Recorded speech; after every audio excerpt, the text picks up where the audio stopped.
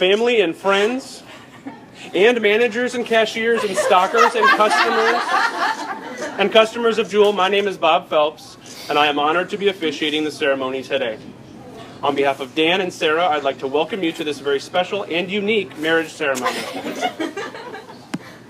First off, a little business to take care of. Dan and Sarah want to encourage the customers of Jewel to continue to shop during the ceremony. Maybe select your favorite wine, and when you drink it, raise a glass to Dan and Sarah. Also, if you forget a card, you can get one in aisle 14.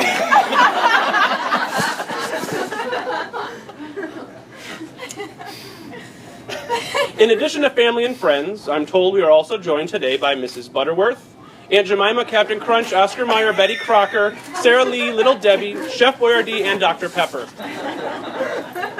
I believe Skippy and Peter Pan are running late, but they'll be here in a jiff.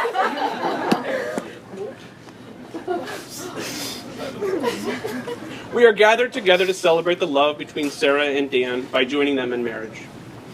As most of you know, when Dan and Sarah decided to get married, they thought it was most fitting to walk down the aisle in the aisle where they met.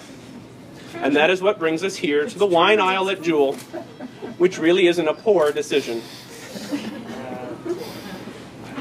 We're not here to cut coupons, but instead we're here to tie the knot. The pair of you also gave me the liberty to produce a ceremony that fits the location. And that's just what I'm going to do. Although I really hope I don't butcher this. What I have to say may be a little cheesy, but hopefully you'll still think it was good of you to show up. Although we still have some customers roaming around, let us begin. I want to start by thanking you for having an actual ceremony.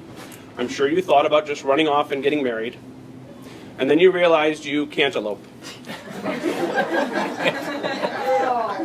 Oh, that was... Yeah. They don't get much better. Aren't you glad you asked me to officiate your wedding? Sarah and Dan, your marriage today is the public and legal joining of your souls that have already been united as one in your hearts. And there's nothing punny about that. Just when you feel you cannot care at all, please remember to listen to each other. Communication is a really big deal. Without it, you can find yourself in a pickle. All of us here wish you the best. But really, enough with the jokes. It's time to get serious. Your marriage will allow you to stand together, to face life and the world, hand in hand.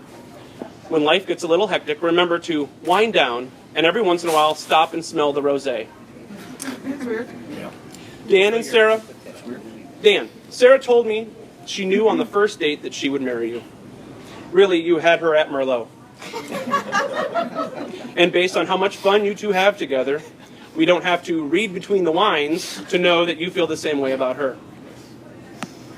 Sarah, you told me Dan's a little crazy, and you love him for it. In fact, Dan's mother agrees with you. But she says you are both crazy enough for each other. That is true.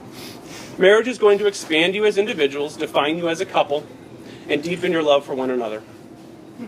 To be successful, you will need strength, courage, patience, and a really good sense of humor. Patience. Calm down, slow down, hold on. You need patience. You'll also need a really good sense of humor, which we are witnessing today.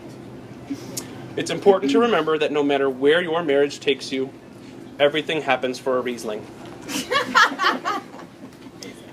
Today is the day for something life-changing, something Sarah told me she knew was coming. It's just the right time, Dan told me.